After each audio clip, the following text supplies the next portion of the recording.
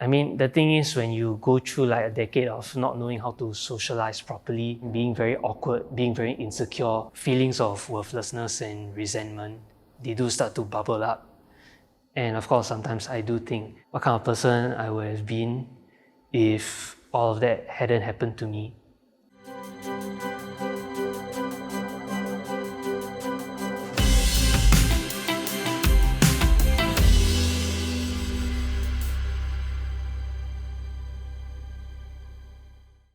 Bullying is sadly a problem that plagues many youths. For Kerwei, Tammy, and Yaofeng, this was something they battled for years.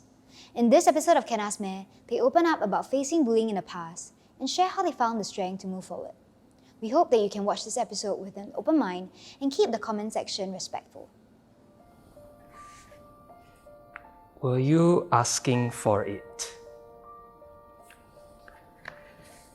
Okay, from my experience, no, definitely not. I was bullied for 8 years, throughout primary school to secondary school. Whenever they would pick on me, they call me names or they hit me or that kind of stuff, it was mainly to get a reaction out of me. They found it pretty entertaining because whenever I acted out, I would get really, really angry. I would, pick up tables and slam them. In primary school, there were no lifts at that time, so I had to walk down from I think the fifth or fourth floor all the way to the first of the spiral staircase. So whenever I was walking down, they would just shout insults upon insults after me as I walked down. By the time I got to the first floor, I was really, really crying. There was a combination of humiliation and, embarrassment and anger, and I just, ran off afterwards. Maybe they think, oh, this guy is asking for it because it's so funny and entertaining. I was pretty young at that time, I think, throughout the ages of 13 to 16. And being in a girls' school, I think everyone was kind of just a little bit bitchy and toxic. A lot of the kind of bullying that goes on behind the scenes, it's very subtle, very more of the emotional kind. So you actually get more of the ostracism, the rumors and the gossips behind your back. But I would feel that still equally as damaging. Okay, I grew up a pretty chubby kid. I think my heaviest was 110 when I was in Sec 3. Being fat, right, you are then naturally enrolled into the tough club. So I remember we were made to run rounds around the school. This PE senior just came forward and said why are you so fat? You're so useless, you can't run, get up, and I mean, that was quite traumatic for me because it was also a point where people were just oh, it's the fat kid on the block, is this, even the hawker auntie and uncle will call me Pui Kia. It really affected my self-esteem to some degree. I would take on being fat as an identity. I would actually internalize it and make it into a joke so that when I repeat that joke, when I insult myself, they will laugh. And when they will laugh, it sort of made me feel like I fit in. I rather they laugh, mock and jeer at me and give me a space within them than me completely not having a place with them. The bullying actually took a really big toll on my own mental health. So I actually started getting really bad panic attacks during my secondary 3 year, which actually made the bullying worse because then people were actually saying things like, oh, is she doing it for attention? Because I remember that I actually once confronted someone about it. She was supposed to be a friend, and I remember she actually looked me straight in the eye and she said, actually, the whole class thinks that you are overreacting. And so honestly, if you are faking it to get attention, you need to act better. At that age, when you're a teenager, you're particularly, you care a lot about how other people see you, and I kind of internalized a lot of that at that point in time. Since most of us got into secondary school because the schools were affiliated, that means most of the people that picked on me, I would eventually see them in secondary school. They just continued the same thing, only a bit more brutal. In lower secondary, that also was when my grandfather died. During that time, it was the first time where I actually witnessed someone in my family permanently leave forever. So I didn't know how to process everything, and I did break down in class. And even when they saw, right, they didn't care, they didn't give a shit. They just continued to mock. They continued to go, oh look, Koei is crying. The teachers or my parents mentioned, don't react, ignore them. When you are in a prolonged state of numbing your emotions like that, you stop seeing yourself as a living being.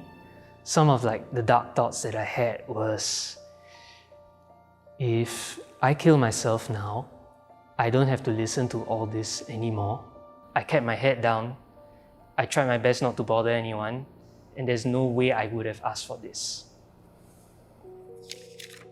Okay. Wasn't anyone there for you? This was back in 2013, 2014. So there was very little mental health awareness. And when my panic attacks started in school, I remembered that most of the teachers, they immediately told me that if you're not able to handle the stress, that unfortunately the school will have to suspend you for 2 weeks so that you can be forced to stay home to learn how to deal with your stress. Right off the bat, they are not open to even wanting to hear about what is potentially going on, what is actually could be causing all of these things. Because I kept to myself, I didn't really have a lot of people to talk to. For my classmates, they just ignored it. They didn't really care or paid attention. For my parents, I did remember one time when I was telling them in tears. Every time I tried to tell them, they would just interrupt. They would just go, there, you see, you're acting so dramatic. You're acting like this. That's why they all pick on you. It's because of that. They did complain to the school, but from then onwards, I realized that there wasn't any point in trying to tell them anything. It was really hard to be able to express emotions because I really know nothing about it. Yeah, even if people ask me, do you feel hurt? Do you feel this and that? I couldn't really articulate how I was feeling. So sadly, I really had no one to turn to. My dad left my family really early, and in the midst of that, he left behind a huge sum of debt for my mom to clear as well. And my mom subsequently fell into depression, and there was no peace and there was no solace at home. So I think to fill that gap and that trauma as a kid, I was just hoping to find a place that could encompass me or could accept me. The only place I could find my mom is in her hawker. So I would just hang around the market. That's really what got me introduced to being part of a gang. Being in the gang did make the bullying less severe because I think one way or another, they saw you as their own. New kids in the block, when they come to the playground and when they start playing, right, then you just do the same thing to them. You are like, wow, I'm the cool kid on the block, you know. Wow, this boy or this girl started crying, hey, wow, I very sucky. Then you naturally grow into that role of a bully. It feels like you have that power to make someone feel bad about themselves. I realized I never actually retaliated in the sense that I never really went to argue with them about it. It was a period where Ask FM was a thing, so a lot of anonymous messages were sent online, and it was a really popular platform at that time. But that made the bullying also intensified, I guess. People were sending hate, but it was also kind of like a place whereby I became like art agony to other people because they knew that, oh, okay, someone is going through something similar in terms of mental health struggles. Definitely because it was something that was not talked about as much, that online community became something that was like a safe space for all of us. What was the most painful moment for you? I was in the A&E after an overdose episode. With the bullying, it kind of affected my self-esteem a lot, that sense of self-hatred, I think it really manifested itself in, my eating disorder. I couldn't control what was happening in school, but the one thing that I could control was what I put into my body. I actually kind of just stopped eating almost altogether, and my depression actually got a lot worse as my eating disorder got worse, and it eventually got to a point where I was self-harming a lot and I was also very suicidal. It was kind of at this intersection of my life whereby I was at a loss for what to do, and just in general being in a lot of kind of darkness and pain. The most painful moment for me was when I collected my PSLE results and I had a parent, a couple, a pair, they came up to me with their kid and they asked about my PSLE score. And once I told them my score, they scoffed at me and they looked at their kid and said, "You see this useless boy? Don't be around him, don't hang around him because he has no future." As a 12-year-old boy, I stood there and I froze. I realized that maybe to some degree, maybe even the adults hated me as well as a kid.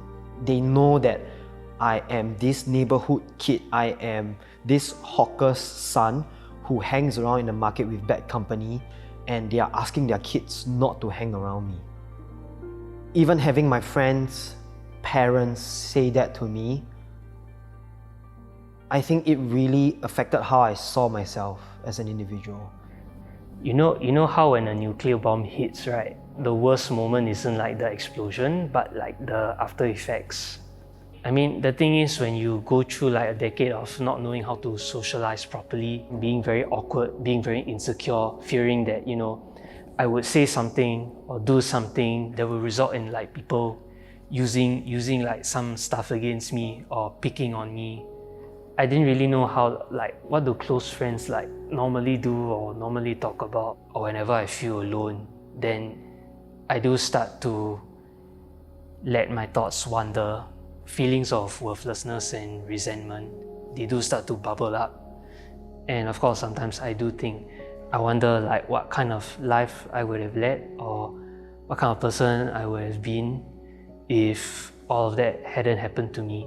I was actually hospitalized for 50 days and I actually did my O-level examinations in the hospital itself just because of how long the duration was. Through my own doctors and my own therapists' help, I managed to actually just try to find that courage to move on. The psychiatric ward where I was at, it actually has a program for individuals with eating disorders. And that was when I actually got to meet some of the other individuals who were in recovery themselves.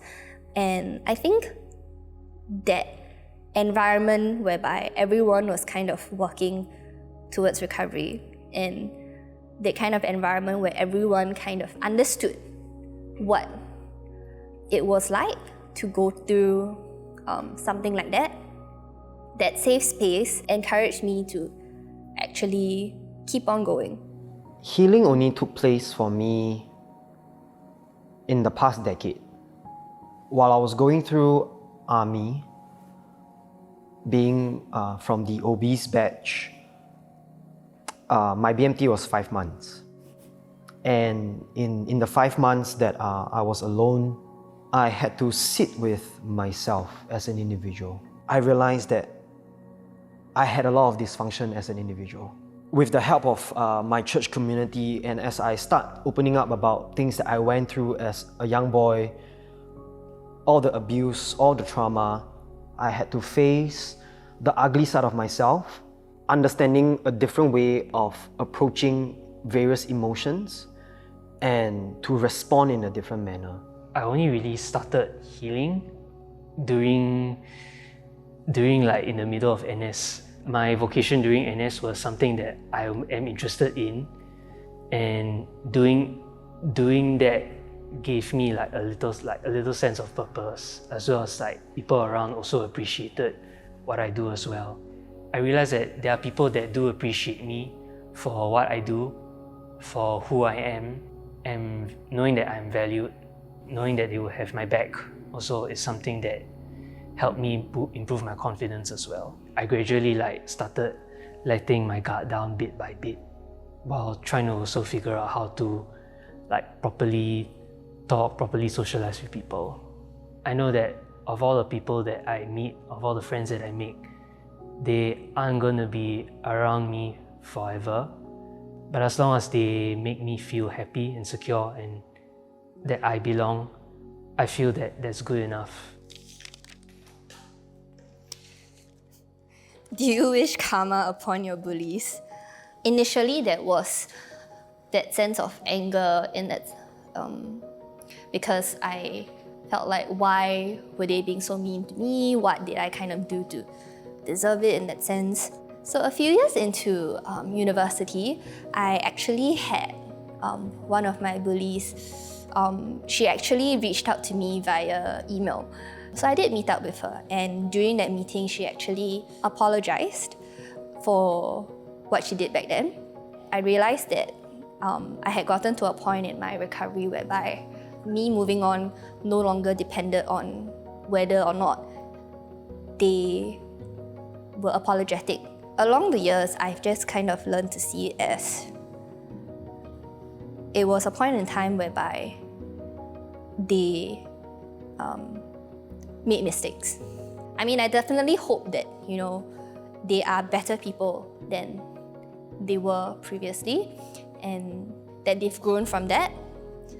And if they haven't, then well, that's not on me, because it's none of my business anymore. It's only human when you are wronged, you wish for justice. To be honest, I haven't completely moved on. There's some part of what they've done that continues to show itself unconsciously, but there's no point in despising my current self over an imaginary version of myself. It's still a work in progress on trying to completely move on. For me, I've been trying to work up the courage to go and seek therapy. Do I wish karma upon my bullies? Honestly, no. I regret those moments where I was a bully to someone. Perhaps I didn't have any excuse to treat you the way that I did. But it was all that I know. And I wish to tell them that it was not right of me to have done that to you. In that environment of being around bullies, gang members, looking at their lives, you know that their childhood wasn't easy also. They had to learn the ways to survive. They had to learn the ways to cope with their emotional burdens. And if I, as an individual, am still healing from all of that, what more these people who may have went through the same thing as I did? I don't wish for more trouble to come their way. I think if anything, I wish that they had the opportunity to face their emotions, face their trauma, and find ways to help them through those instances. The best thing that you really can hope for, instead of karma upon your bullies, is to pick up the pieces where they left off and try and rebuild your own life. Because at the end of the day, you're the only one remaining. In life, there'll always be bad things that happen to you, and sometimes you just cannot completely eradicate those things. Sometimes the only solution is to make a bigger circle of good things, of good memories that's so big that the bad circle is just so small in comparison. And that's the approach that I am trying to do now. I'm most proud of the fact that despite all the things that I have went through, despite even the relapses that have occurred along the way of my recovery journey, that I still kept going. All of my experiences have made me into a better person, and I am proud of the person that I have become out of all of this. I think when it comes to bullying, we definitely first have to recognize that it is not always obvious. There is a bigger need to actually look out for signs of how perhaps someone may be struggling, for example. When you know people who are deaf, who are being bullied, the most valuable thing you can do for them is to listen to them, to let them vent, to show that you are there for them. That even if they are suffering, they do not have to do it alone. Because you'll be there for them, you'll be there to help them. And to my younger self, I would say this. Even if you change one thing about yourself, they'll still poke fun at it anyway. If you ever feel the need to destroy a part of yourself, don't, because it's not worth it. If I could see the younger version of me, I would tell him that he is loved. There are people that really cared about him, and there are people who just didn't know how to express their love for him. And honestly, I would have been his best friend. Yeah, I think that's what I really needed.